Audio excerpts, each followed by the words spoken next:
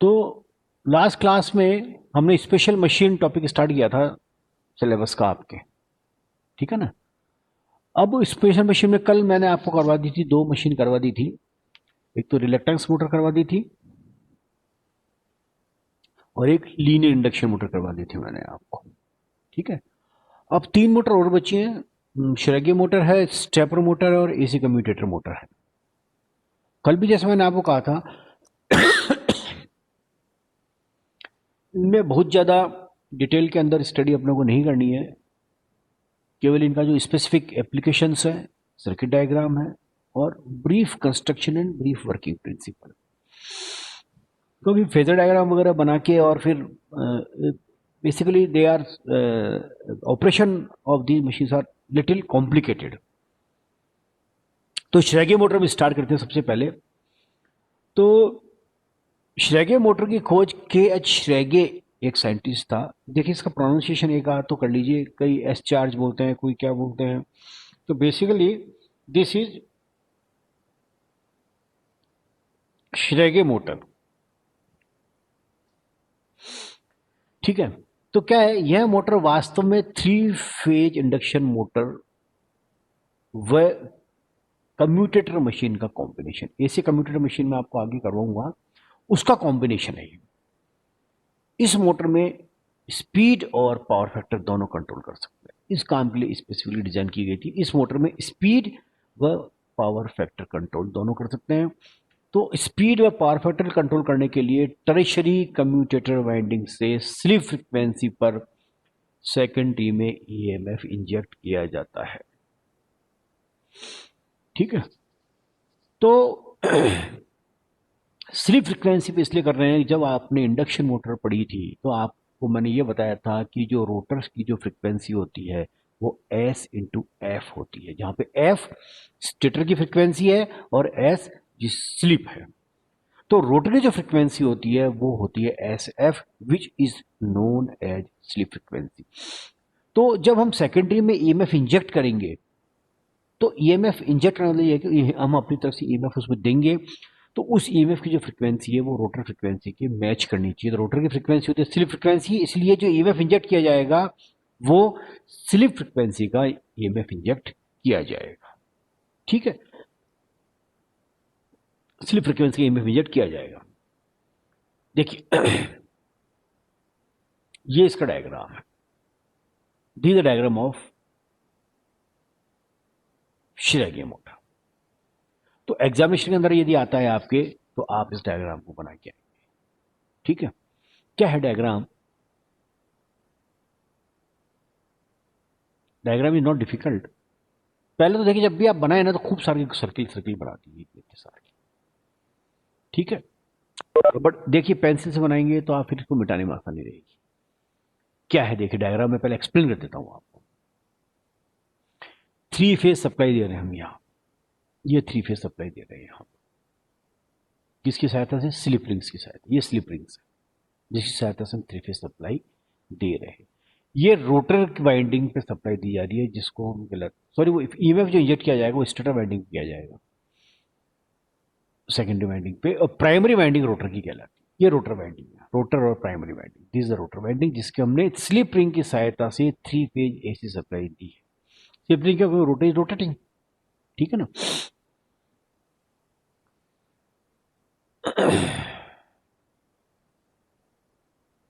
ये आपके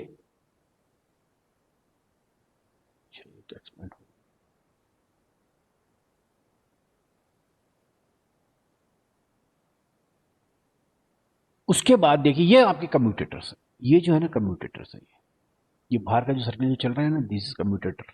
DC machine में आपने पढ़ा होगा, ये कम्यूटेटर लिखा होगा। ये जो वाइंडिंग है, जो अंदर की तरफ जो वाइंडिंग आपको मैंने सर्किट पे घूम रहा है, ये एडजस्टिंग और रेगुलेटिंग वाइंडिंग कहलाती है, ये टर्शियरी वाइंडिंग कहलाएगी, ठीक है। This is start stator winding, ये कहलाएगी आपके स्टेटर वाइंडिंग। दिस दिस और दिस, ये स्टेटर वाइंडिंग है। ये स्टार्टिंग रेजिस्टेंस है मोटर को प्रारंभ में स्टार्ट करने के लिए। तीनों वाइंडिंग में लगे हुए, यहाँ पे भी लगा हुआ है, यहाँ पे भी लगा हुआ है और यहाँ पे। ये रहा, ठीक है। ये कम्यूटेटर है, कम्यूटेटर के ऊपर हमने ये जो वाइंडिंग है आपकी सेकेंडरी वाइंडिंग जो है, जिससे हम इसको क्या कहेंगे, सेकेंडरी वाइंडिंग, जो लिखा हुआ है दिख रहा है आपको सेकेंडरी, ठीक है। तो ये सेकेंडरी वाइंडिंग है, और ये सेकेंडरी वाइंडिंग देखिए कम्यूटेटर्स के ऊपर ब्रश के साथ जुड़ी हुई है। ये A1 A2 थ्री फेज, ये एसी सप्लाई, थ्री फेज श्रृंखला मोटर है ये आपकी, ठीक है ना। तो ये ब्रश है A1 A2 B1 B2 और C1 C2। तो इन ब्रशेस को शिफ्ट करके, तीनों एक साथ शिफ्ट होंगे ब्रश, ताकि बैलेंस रहे मामला। ब्रशेस को शिफ्ट करके we can control the speed and the power factor of this machine, ठीक है। तो ये डायग्राम ढंग से समझ लीजिए आप। ये स्लिप रिंग्स, तीन स्लिप रिंग की सहायता से रोटर की जो वाइंडिंग है, इसको थ्री फेज एसी सप्लाई दी जाती है। दिस इज रोटर वाइंडिंग और this is also known as the primary winding. उसके बाद ये टर्शियरी वाइंडिंग है और रेगुलेटिंग वाइंडिंग और एडजस्टिंग वाइंडिंग, ये जो है ना, ये वाइंडिंग जो कि कम्यूटेटर्स के साथ जुड़ी होती है, कम्यूटेटर के साथ जुड़ी हुई है। एंड ये बाहर है सेकेंडरी वाइंडिंग। सेकेंडरी वाइंडिंग को हमने स्टार्टिंग रेजिस्टेंस लगा रखा है मोटर को कंट्रोल करने के लिए, स्टार्टिंग करंट।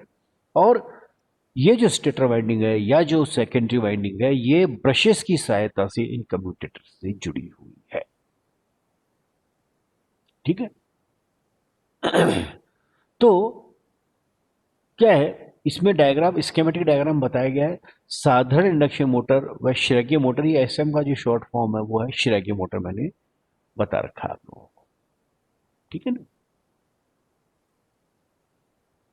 में मुख्य अंतर यह है कि श्रृंखला मोटर में प्राइमरी वाइंडिंग रोटर पर होती है तथा इस पर स्लिप रिंग की सहायता से थ्री फेज एसी सप्लाई दी जाती है, तथा सेकेंडरी वाइंडिंग स्टेटर पर होती है। यह सेकेंडरी वाइंडिंग ब्रश पेयर की सहायता से कम्यूटेटर से जुड़ी रहती है। मैंने आपको बताया ना, कम्यूटेटर से जुड़ी रहती है। ये थोड़ा सा टेक्स्ट कट गया है, तो इसमें क्या लिखा है, वर्किंग क्या है इसकी। वर्किंग यह है कि देखिए, जब ब्रशेस को आपस में दूर किया जाता है, ये ब्रश जो बता रखे थे ना,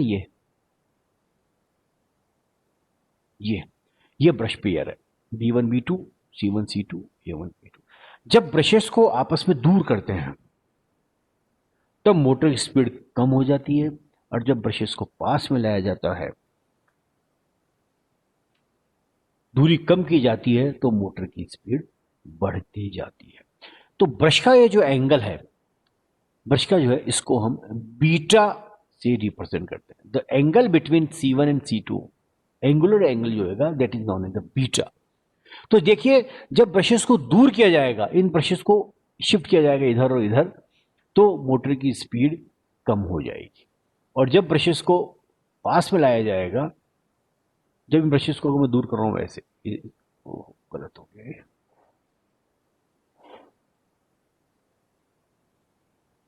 जब ब्रशेस को दूर किया जाएगा इधर और इधर, छह ब्रशेस को, तीनों पेयर्स को, तो मोटर की स्पीड कम हो जाएगी। और जब ब्रशेस को अंदर की तरफ लाया जाएगा तो मोटर की स्पीड बढ़ जाएगी, ठीक है। आगे समझो। तो दूरी कम की जाती है तब स्पीड बढ़ती जाती है। यदि दोनों ब्रशेस को एक ही कम्यूटेटर सेगमेंट पर ले आया जाए, तब यह नॉर्मल इन्वर्टेड इंडक्शन मोटर के जैसे काम करती है। क्योंकि जैसे ब्रशेस को मैंने एक ही कम्यूटेटर सेगमेंट पे लिया है, तो क्या होगा, वाइंडिंग शॉर्ट हो जाएगी, ठीक है। तो बिल्कुल ये इंडक्शन मोटर की जैसे काम करेगी। बस फर्क कितना ऐसा है, इसमें रोटर पे सप्लाई दे रहे हैं, उसमें स्टेटर पे सप्लाई देते हैं, इसलिए इसको कहा गया है कि ये इन्वर्टेड इंडक्शन मोटर की तरह काम करेगी।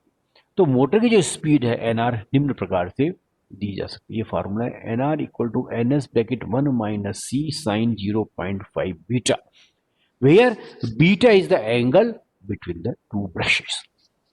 तो C एक कांस्टेंट है जिसका मान स्टेटर और रोटर के कम्यूटेटर वाइंडिंग के टर्न्स पर निर्भर करता है, ठीक है।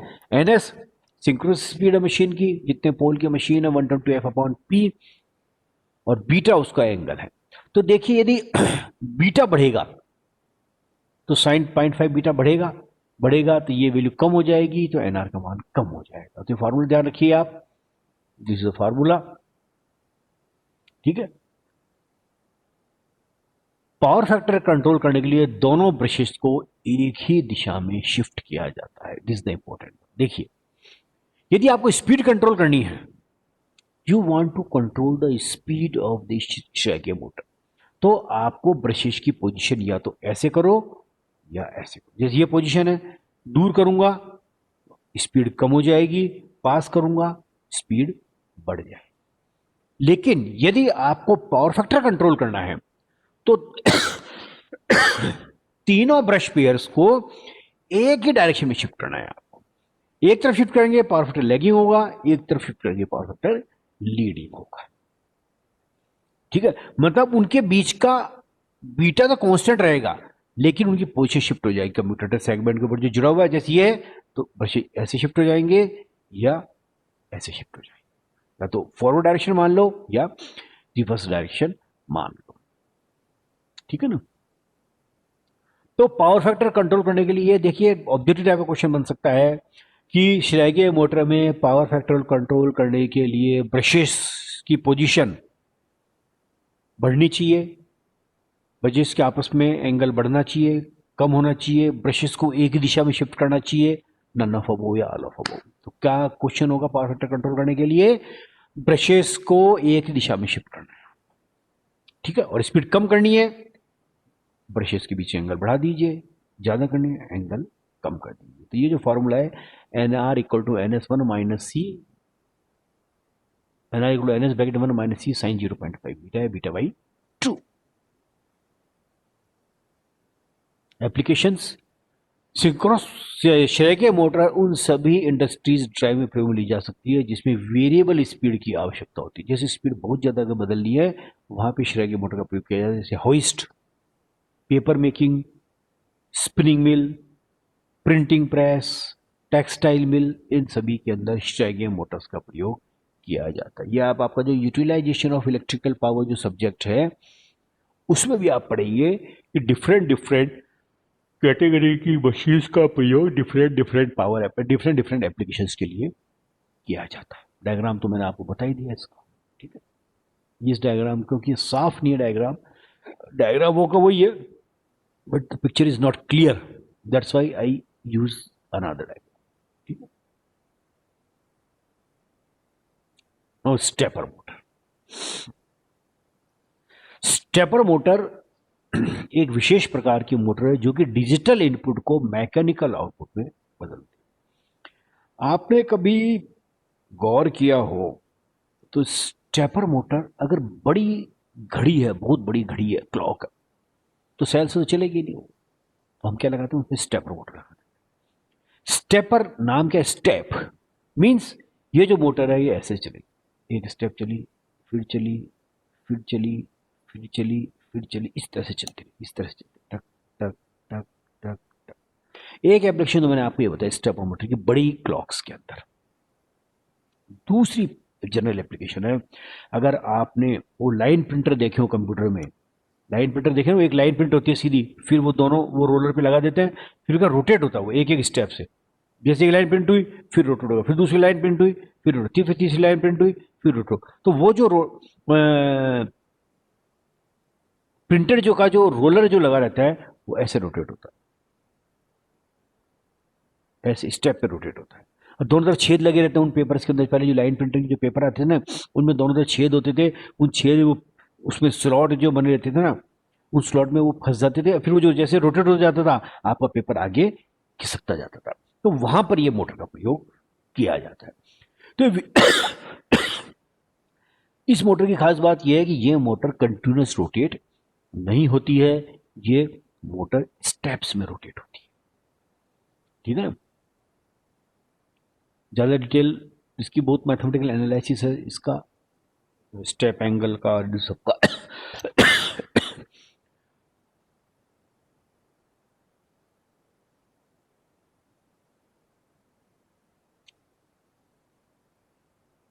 तो स्टेपर मोटर में एक खोखला आर्मेचर होता है जिसमें दो या अधिक कॉइल्स होती है। एक रोटर होता है, इसमें कोई वाइंडिंग नहीं होती। तो रोटर की डिजाइन के आधार पर स्टेपर मोटर को दो भागों में मुख्यतः बांटा जा सकता है। एक है permanent magnet stepper, PMSM. PMSM यदि रोटर शाफ्ट पर परमानेंट मैग्नेट लगा है, और दूसरा रिलेक्टेंस टाइप मोटर। इस प्रकार की मोटर में स्लॉटेड रोटर होता है जिसमें परमानेंट मैग्नेट नहीं होता है, तथा यह principle of difference in magnetic reluctance पर कार्य करती है। सिंक्रोनस मोटर की स्टेटर पर डीसी सप्लाई दी जाती है। तो क्या क्या स्पेसिफिक चीजें हुई? एक तो दो टाइप की मुख्यतः मोटर होती हैं।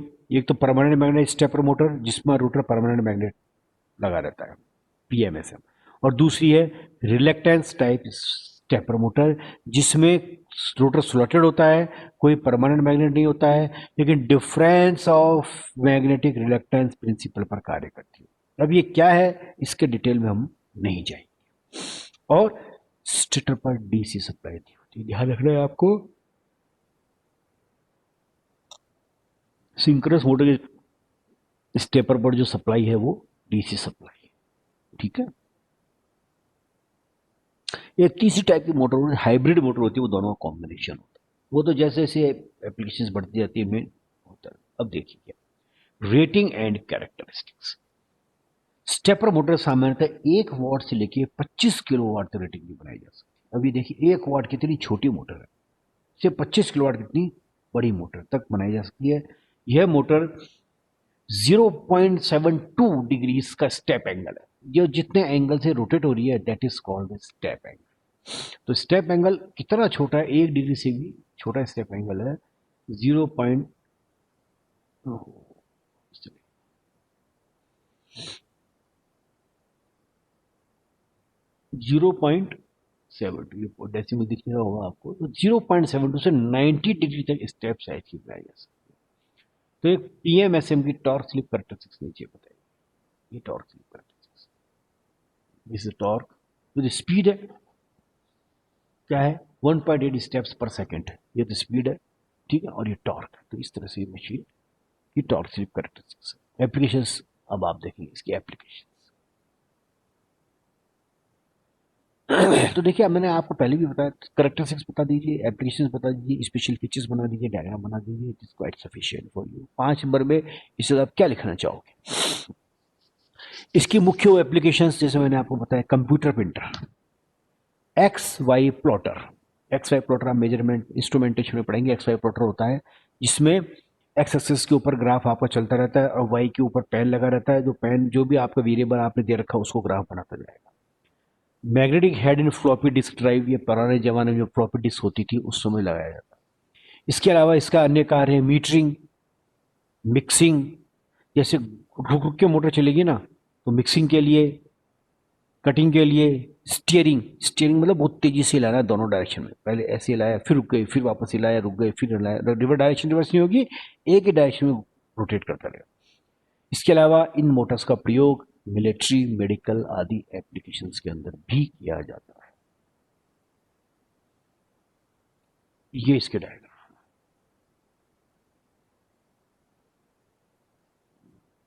ये परमानेंट मैग्नेट स्टेपर मोटर, ये ए डैश इसके ऊपर कोइल्स लगा रखी है हमने, और ये बी डैश, और ये रोटर है परमानेंट मैग्नेट रोटर। एन और एस इसमें परमानेंटली बने हुए हैं। तो this is the permanent magnet stepper motor. और दूसरी है आपके रिलक्टेंस मोटर। ये है आपके रिलक्टेंस टाइप मोटर। ये स्टेटर वाइंडिंग इन सब पे। ये सॉफ्ट आयरन का रोटर, इसमें अगर नहीं दिखाया तो मैं बना देता हूँ आपको।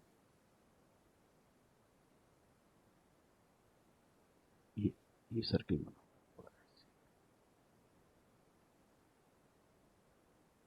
इस तरह से बना, ठीक है ना।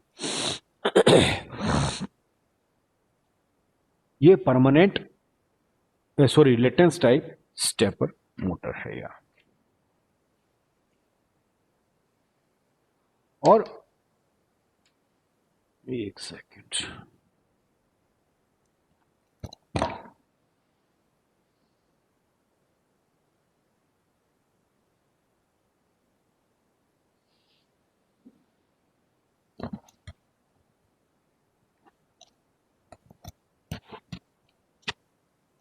ये तो इसका रोटर हो गया, ठीक है, और ये आपका स्टेटर है।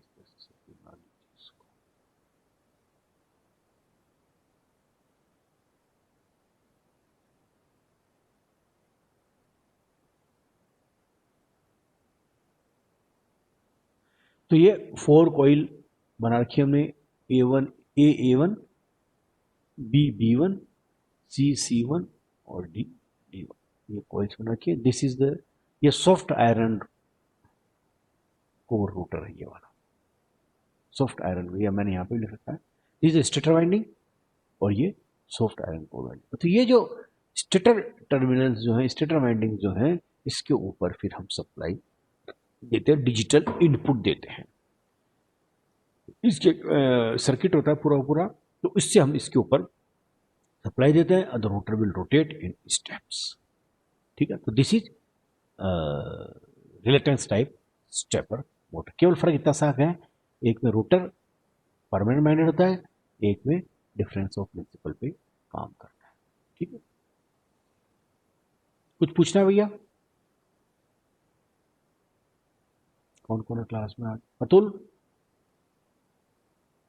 शुभम, टीना, नो सर। पूछना है कुछ?